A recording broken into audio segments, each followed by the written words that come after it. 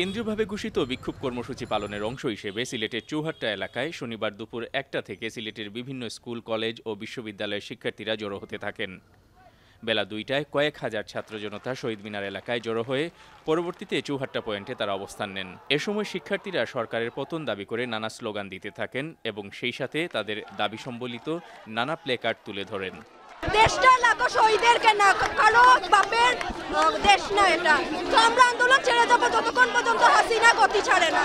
আমরা রাস্তায় ভালোভাবে মিছিল করতে পারি না, তাদের ছাত্রলীগ পুলিশের হামলায় আমাদের প্রতিনিয়ত নিহত হতে হচ্ছে। এই সরকার আমরা চাই না। আর বিচার আমরা কাদের কাছে চাইবো? এরা নিজেরাই খুনি, এরা নিজেরাই মানুষকে ধরে নিয়ে যাচ্ছে। তাই আমরা আকুল আগ্রহে আছি জাতিসংঘের কাছে। কেন পুলিশদেরকে বলবে যে আমাদের ভাইকে নির্বিচারে গুলি করে হত্যা করবে? আমাদের দাবি একটাই, সরকার পতন হতে হবে। আমাদের ভাই বোনেরা যারা মারা গেছে, আমরা আর হত্যাকারীর কাছে আর বিচার চাই না, আমরা এই হত্যাকারীর পতন চাই। বেলা ৪টার দিকে ঝড়ো বাতাস ও মুষলধারে বৃষ্টি আসলেও হতোদ্যম হননি বৈষম্য বিরোধী ছাত্র আন্দোলনের শিক্ষার্থীরা।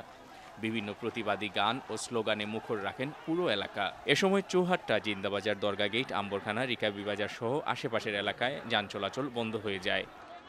তারা তো আমাদের দাবি নিয়ে মেনে নেই, আমাদের সাথে প্রহসন করেছে, প্রহসন করে আবার আমাদের উপর গণগ্রেপ্তার, গণহত্যা চালানো শুরু করেছে। এই অবস্থায় দাঁড়িয়ে ছাত্র সমাজ আর এই খুনি হাসিনা সহযোগীকে কোনোভাবেই মেনে নিতে পারে না। যতক্ষণ না পর্যন্ত তাদের বিদায় হচ্ছে, তাদের বিচার নিশ্চিত হচ্ছে, ততক্ষণ পর্যন্ত ছাত্র সমাজ সহ গোটা দেশের মানুষের এই আন্দোলন চলমান থাকবে ইনশাআল্লাহ। আগামীকাল থেকে গোটা দেশে আমরা অসহযোগ আন্দোলনের ডাক দিয়েছি। বেলা ৫টা পর্যন্ত পুলিশ, শিক্ষার্থী উভয় গ্রুপই শান্তিপূর্ণ সহাবস্থানে ছিল। ৫টার পরপর হঠাৎ করেই পরিস্থিতি পাল্টে যায়।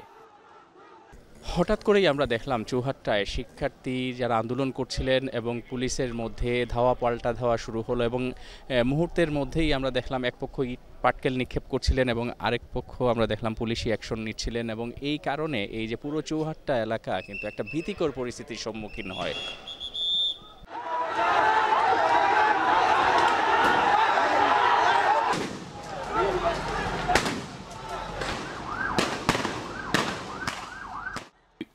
ছত্রভঙ্গ হয়ে আন্দোলনরত শিক্ষার্থীরা কয়েকটি ভাগে বিভক্ত হয়ে জিন্দাবাজার, মিরবক্সুলা ও দরগাগেট এলাকায় অবস্থান নেয়। অন্যদিকে চৌহাট্টা পয়েন্টে পুলিশ অবস্থান নেয়। শিক্ষার্থীরা পুলিশের দিকে ইট পাটকেল নিক্ষেপ করে, পুলিশও এ সময় শিক্ষার্থীদের লক্ষ্য করে সাউন্ড গ্রেনেড, টিয়ারশেল ও রাবার বুলেট ছুড়ে। বিকেল ৫টার পর থেকে সন্ধ্যা ৭টা পর্যন্ত এভাবেই থেমে থেমে দফায় দফায় ধাওয়া পাল্টা ধাওয়া চলে। এ সময় শিক্ষার্থী এবং পুলিশ সদস্য সহ কমপক্ষে ২০ জন আহত হন।